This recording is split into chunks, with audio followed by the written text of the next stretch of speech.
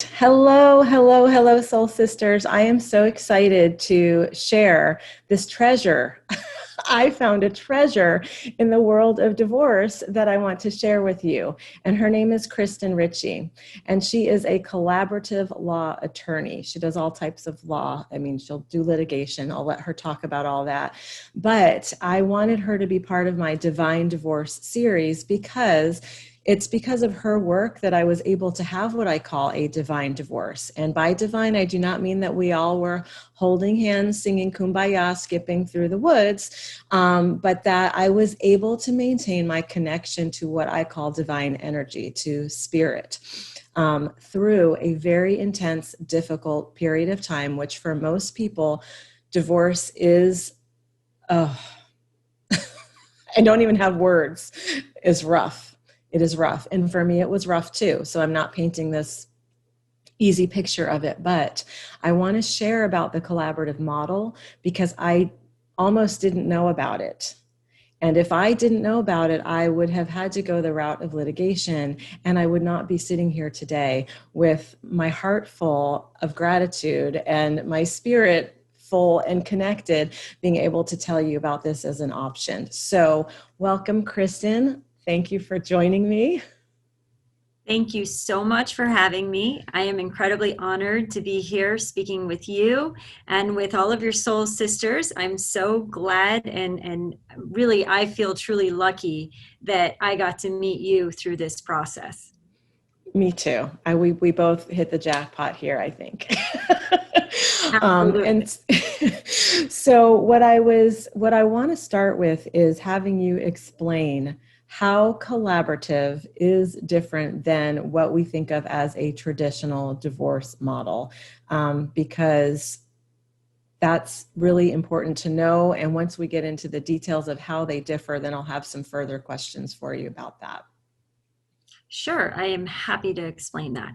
The collaborative process is a unique out of court alternative dispute resolution process. So, by out of court, I mean we do not file anything when we get started. What we do is we use a multidisciplinary team. So, both parties will have a collaboratively trained attorney, and we bring on a settlement facilitator who usually has a mental health background, and we bring on a financial neutral in the event that one is needed during the case. We work on skills such as communication and co-parenting if children are involved, and conflict resolution.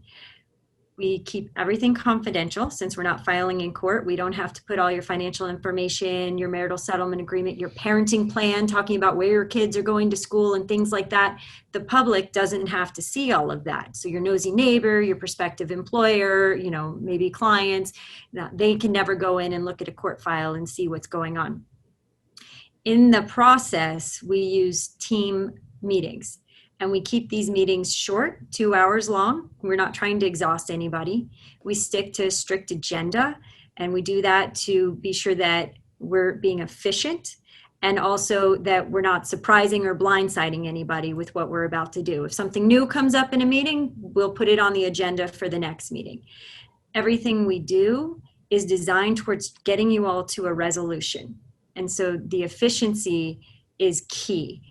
And we do it with families in mind. The whole point is to not rip you guys apart. Especially, like I said, if you have children, you're not going to be a family per se like you were, but you are still going to be parents of your children. And you need to learn how to be parents together so you can go to these life events together. And even if you don't have children or your children are older, you still need these kind of conflict resolution skills because your paths may cross and you don't want to have scorched the earth and ripped each other apart. And like you said, you want to come out with your heart full, not ripped apart. Yes. Oh my gosh, there's so much good stuff in that. So for those of us that value privacy, this is the route to go if your financial information, if all the little details you do not want in the public arena. So I didn't pay as much attention to that, but that is a super important aspect to it. What I also loved about it was that, as Kristen says, one of the one of the people on the team is, you called it a settlement facilitator. I didn't know that she had that title. I kept calling her a psychologist because she is.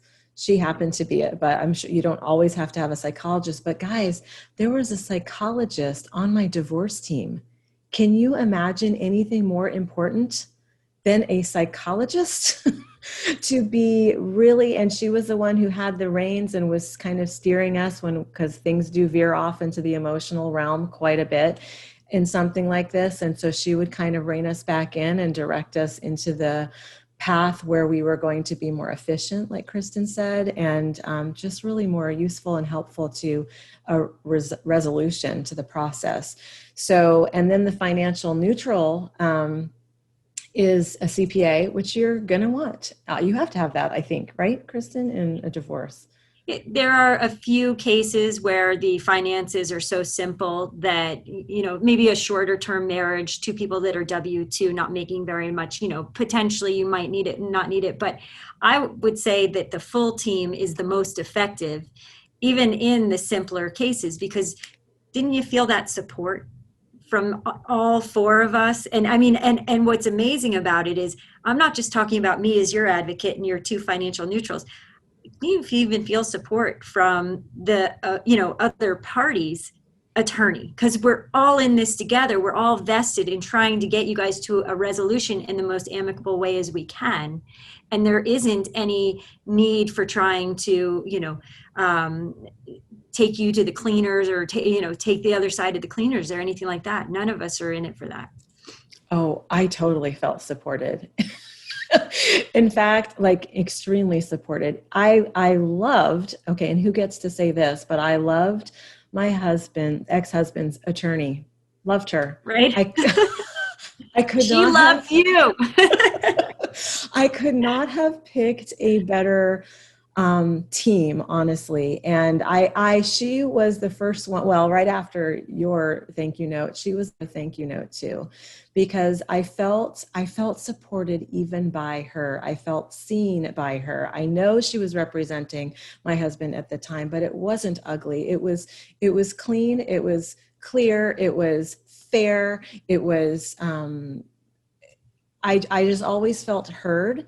And when she did speak to something, it was in a way that it benefited both of us. She wasn't like speaking for him or on behalf of him or trying to get him something or trying to catch me in something. She was actually offering really good sound advice like, hey, this might be a better route if you considered this. And she was talking to both of us. She wasn't just speaking to me. So yes, I felt incredibly supported. And that's the other magical kind of unbelievable thing about being able to come through a divorce process and say that I felt supported by everybody, perhaps with the exclusion of, of my ex-husband, but that's the nature. But truly, truly supported. So Kristen, people might wonder, what is, if you can give a feel for it, what is the financial difference in terms of the investment that people might expect? I know every case is different and it depends on the complexity of the case, but what can someone expect who kind of has a typical situation as it relates to what will the collaborative model likely produce for them in terms of time frame and in terms of financial commitment versus a litigious experience? It's both great questions, and we actually do keep statistics on all of the cases in Florida. We have a governing sort of overreaching organization, the Florida Academy of Collaborative Professionals, that asks that we complete a survey at the end of all of our collaborative cases so we know these answers and we can give them to you. So as far as timing, the majority of the collaborative cases will complete within 3 to 6 months. Really, the longest, the hardest part, the challenging part of the time frame with the cases is getting people's schedules together, right? You've got 4 professionals, 2 parties who are often working as well. So it's really scheduling the meetings. So at the outset, we try to go ahead and schedule as many of them as we think we might need in advance. So 3 to 6 months is the time frame. And as far as fees, so because every second we're spending is designed towards a resolution in your case. The amount of money you're going to spend is quite often, if not in my experience, almost always less than what you would spend in litigation. Because in litigation, you're running off to court to try to get this bank statement someone didn't give, or this tax return they don't want to provide. And you're, pre-COVID, we were sitting at the courthouse for 2 hours waiting for a judge to come in and make a ruling for 5 minutes. And so there's absolutely no efficiency built into that system. Now, even with COVID, still I'm sitting on a Zoom waiting for a judge in litigation, and to try to get, and back to the time frame, to try to get a hearing on these things. The court systems are so backed up. You could be in the court system for well over a year or two in the litigation scheme.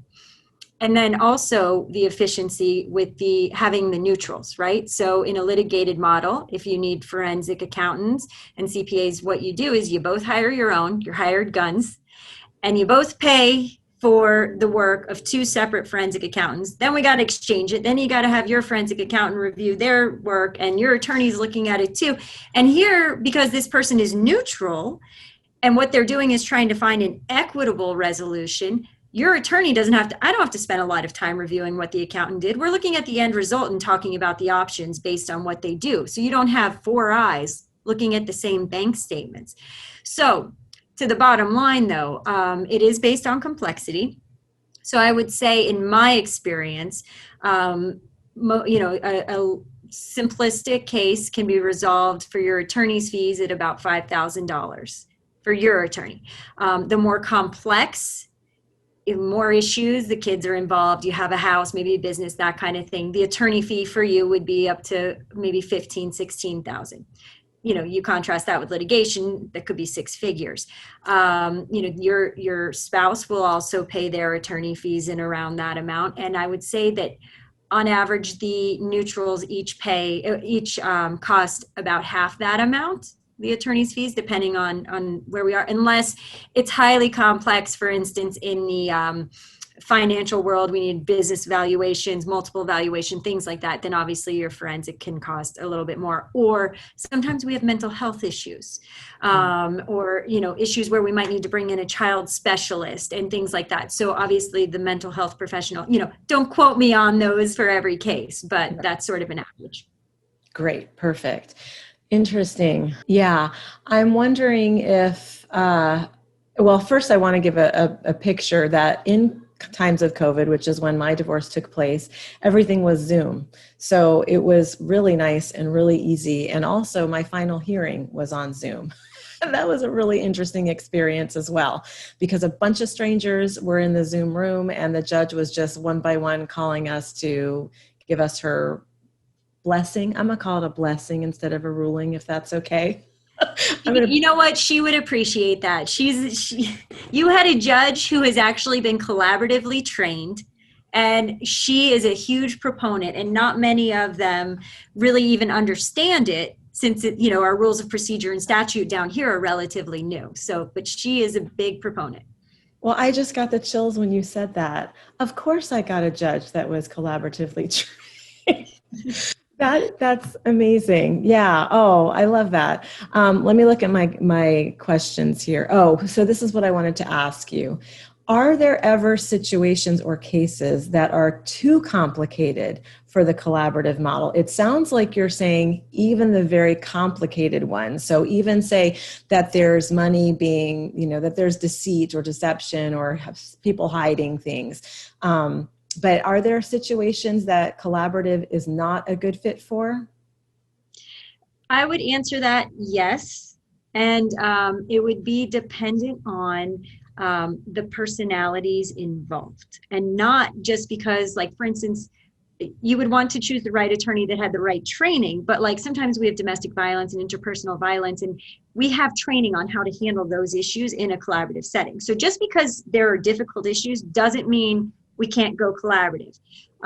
But if you remember, we all sign a participation agreement at the beginning, at the outset of the collaborative, and we agree to behave a certain way, to be transparent. So if you're hiding money, if you're taking buckets of money offshore to hide, somewhere from your spouse, then you're not going to be able to sign this participation agreement, or at least not in good faith. We all agree to behave, you're calling it divorce, divine divorce, and I love that. I call it collaborative model divorce with dignity. We're not going to call each other names. We talk about right at the outset to try to use I instead of you. We don't blame each other. We don't look at the past unless it's relevant to some way to move you all forward. We're really future focused, and it doesn't matter. No one casts judgment. We could sit and play all day about you did this or he did that. It doesn't matter to your team who's right or wrong. We have this situation at hand that you guys come to us with, and we're problem solvers. We're option builders. We're solution finders. And that's what we're here for, to try to move you forward. Amazing. Beautiful. Something else I want to speak of, because I'm pretty sure this is not typical in any divorce, let alone collaborative. I'm curious if before our experience together, you have ever had the opportunity to have oracle cards read to you during during a meeting in a breakout room. So I will tell you that we had our debrief on your matter after the final hearing, and we fill out this survey I'm telling you about. And one of the questions is if you used any creative techniques in getting the case settled. And certainly oracle cards went down on that line. No, we have never used oracle cards. But what's interesting is I felt like it was incredibly effective in your case. And I had never really, been exposed to them myself. But thank you to you. Now I have some beautiful sets that I do look at very often. I really, really enjoy them. And I'm going to continue to use them as I see might work as appropriate in my cases. Wow. That is amazing. So just to share, because some of the people watching this will have no idea what we're talking about. So oracle cards are, well, here's how it happened. So Kristen and I were in, exactly. Kristen and I were in a breakout room in Zoom, because another beautiful thing about this collaborative process is there may be moments where you do not wish to be in direct contact or interaction or communication or even visualization of your soon-to-be ex-spouse. And so the breakout rooms in Zoom allow for you to continue to work out what needs to be worked out, but not have to have that. For me, it was just, it was too much. So I work in energy, and it really deeply affected my energy if I would pick up on signals from, say, his, from facial expressions or nonverbal communication, body language, whatever it is. So we have these opportunities to work through some of the stickier stuff in breakout rooms, which is wonderful. Then it was just me and Kristen in a room, and then the neutrals would go back and forth, and we actually got stuff accomplished that way. It may have taken a little bit longer. Actually, no, I think it was probably more efficient that way, because we didn't get caught in fights and nonsense and things that would have dragged things out. But in one of our breakout room, in one of the meetings in which Kristen and I were waiting, and you just can talk about whatever you want. We talked about scuba diving. We talked about boating. We talked about whatever. And she noticed a book on my shelf behind me, this one, Animal Speak. And she said, oh, I like that book too. And I said, oh, well, have you ever done oracle cards with animals? And she said, no, I don't know what that is. So I was able, this is just a sample deck, but you can see I also have Rumi cards back there, which are amazing. I said, let me show you how oracle cards work. So I took the deck of cards out. This is not the deck we used, but I pulled, believe it or not, a manatee card. And I was showing Kristen how this relates to whatever guidance we need in the moment. So I used myself, because just by chance that I might need some spiritual guidance going through this. And the message of the manatee was to allow and to let go of the things that you don't need to be holding on to. My goodness, it was spot on. They always are. It was spot on to what I needed to hear. Our jaws were like, what? I think it said, lay down your sword. This is not the fight you should be fighting. Something like that. I got chills. It was amazing. That was it. You're right. That's what it was. And my sword was up, by the way. This was our one of those conversations in the process. So it let me breathe a little bit. It let me listen. It let me tune in a little bit more. It's tough being in this process. It pulls on everything from your ego and your personality and takes you back to this. It can, at least it did for me, to old stuff, to old stories, to some might call it wounds, old wounding that haven't healed yet because now it's all being stirred up. So to be with someone like Kristen, open-minded, open-hearted, knows her stuff and is willing to like dive into oracle cards with me and see what that's all about. It was incredible. Such a powerful moment. And when the two neutrals hopped back in the room, they saw the energy that we were in, and that was different. And they said, what did you do? What's going on here? So that was awesome. Let me check really quick and see if we have any questions that are popping up, or if Kristen, there's anything else that you want to share. You've started more of a business or a practice with this collaborative model recently. Is that right? Mm-hmm. Yeah. I'm trying to focus my practice primarily on collaborative because I believe it's right for families. And yes, I am working on a business venture to actually completely separate the collaborative practice from the litigation side, because I do have a full service firm and I have partners who, litigate. Like I said, there are some cases that are not appropriate for litigation, but my heart is in collaborative. And so I do plan to really only do collaborative as I move into the future. Awesome. Well, that's my hope too, is that more people will learn about this as an option. Most people, I'm talking about it to literally strangers, just to get the word out, and they have never heard of it. And I have a friend who said something like, she compared it to a home birth, which I'm a big fan of that too. I had two of my babies at home, and where the team comes to you, the support comes to you. You get to be in your most natural environment and feel as though everybody that is interacting is serving the highest good. And that is so true with the collaborative model. I always felt like that. And if ever I had something that came up that had me feeling a little bit off, I could and did address it directly with the team, and it was handled. There was so much depth of honoring and honesty and sharing. And you go on, like Kristen mentioned, you go on the presumption, because you sign an agreement to that effect, that you're going to be honest and you're not going to be deceitful or hiding things, and there's transparency there. And so there's every opportunity to have this be a healing, transformational process. And that's what I experienced, and I want to share it with as many people as possible. So Kristen, is collaborative available everywhere? Every state has it in some way, or yeah? Oh, yeah, it's available internationally. I mean, this isn't a new concept. It was developed in Minnesota in 1990, and it has exploded internationally. It's just new to us here. We live in a sort of litigious area, and it's unfortunate, and you need to beware. If you are talking to divorce attorneys, ethically, we are required to speak to you about all of your options. That includes reconciliation. We've got to talk about that. You may have been way past that, but we should present it to you if there's anything we can do to help. Mediation, litigation, and collaborative.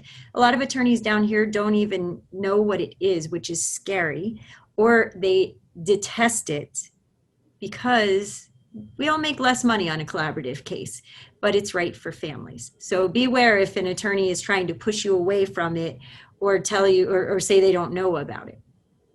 Good. Excellent advice. And one more thing, because this came up as a question a few times from other people to me. How, with regards to mediation, so why would somebody choose one or the other? Why would somebody choose mediation over the collaborative model? How do those two differ? Yeah, excellent question. Okay, so mediation is a one-time event. Okay, you're going to go in and you're either going to settle or you're not. And you've got you may go for 10 hours, last one standing signs, and you're emotionally exhausted. And tomorrow you're going to have buyer's remorse, which, as you know, we don't do that in the collaborative process. You have to contemplate it and really be comfortable with what you're entering into. Mediation is still very litigious. You've got your attorneys on in different rooms with your parties, and the mediator just goes back and forth. Mediator has no background usually in mental health. Very rarely do we see that happen. And the biggest difference and why the collaborative model was started was, if the collaborative breaks down, you can still default to litigation, but your whole team is gone. You cannot take, because of the transparency and because we're all vested in settlement, and that's the whole point, your attorneys cannot go with you to litigation. So when you're sitting in a mediation room and someone says something you don't like, and you stand up and say, I'll see you in court, great. I mean, what was the consequence? There's no real consequence. You paid for the time, that's it. If that happens in collaborative, then you got to start all over again. Mm-hmm. So it's the glue that holds it all together. It's the entire process. It's not that one-time event.